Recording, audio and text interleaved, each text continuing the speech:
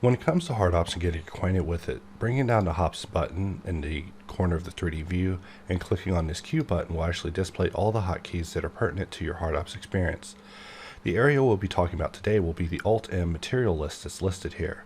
By pressing Alt+M, we can actually display a material list of all the materials that are present in our scene. Because we only have one material, that's what's listed here. But if we had multiple materials, clicking on a material would actually assign it to this particular object.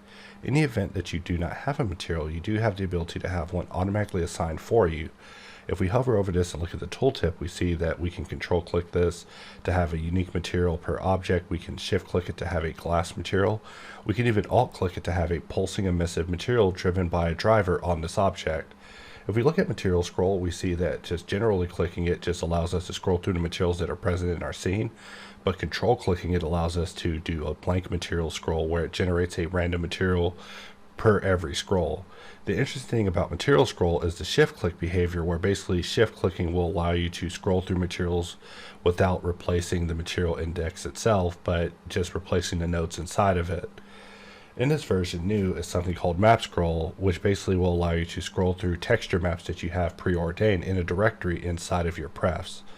But just to go over blank material in a nutshell, just by clicking it, we can assign a blank material. We'll press Q and we'll give this a sphere cast, and let's shift A, add a plane, and press GZ1, and we see that it just didn't make it to be below our object. So my favorite way to insert things is pressing Q, O, T, pressing spacebar, choosing plane, and then control rolling the wheel in order to place it precisely below, and then just S and 50, and we'll assign that a blank material as well.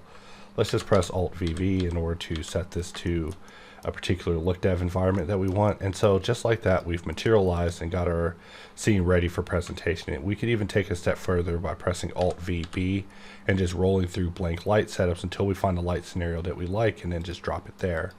However, continuing on, if we wanted to just begin scrolling through endless materials, we can do that through blank material scroll, and it will just continuously give you just random materials of just random roughness and metallicity values, metallicity being either 0 or 1 and roughness being any value in between 0 and 1, just to give you just different variations of roughness, color, gradients of gray, and basically any combination you could get within those parameters. You could also press C to begin just scrolling through color, and you could even press T to begin changing the type of material that you're scrolling through. So now I'm scrolling through car paint, now I'm scrolling through various emission materials, and now I'm back to scrolling through different principal shaders. And I can even press T and go back to scrolling through different types of materials again. However, that's not what I meant to do. I meant to press C and actually begin scrolling through just shades of gray materials all over again. But just like that, you can generate random materials on the fly. However, one of the things you might notice looking at this is that everything's just too perfect, and that's where